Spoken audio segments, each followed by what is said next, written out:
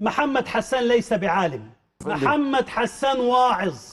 هؤلاء ليسوا بعلماء، هؤلاء وعاظ، حفظوا القرآن الكريم، حفظوا بضعة أحاديث، راحوا إلى بلد ما، حضروا كم درس هناك في توحيد الربوبية والألوهية والأسماء والصفات والكلام ده، وجم هنا ركبوا المنابر. شوف يا سيدي، العالم الذي درس علوم الأزهر، علوم النحو وعلوم الصرف وعلم البيان وعلم المعاني وعلم البديع والتصورات والتصديقات وعلم الوضع وعلم المقولات وفلسفة اللغة وأصول الفقه وضوابط الفقه وقواعد الفقه ومقاصد الشريعة والنظريات الفقهية وعلوم القرآن وأصول التفسير وعلوم الحديث وأصول الحديث ثم الحديث ثم التفسير، بعدين يجي يتكلم.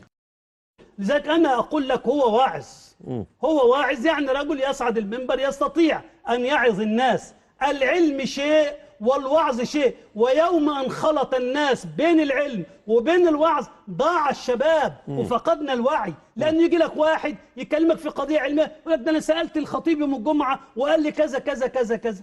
ده واعظ يا مولانا. اجعل بلادكم في حفظه وكنفه وأمانه وستره وضمانه، وأن يتم عليكم ستره ونعمه، وأن يفتح لكم ما أغلق من أبواب فضله ورزقه، وأن يجمعنا بكم في هذا الصعيد الطيب المبارك، وأن يتقبل منا ومنكم صالح الأعمال، إنه ولي ذلك والقادر عليه. لكل أهل المغرب كل عام أنتم بخير.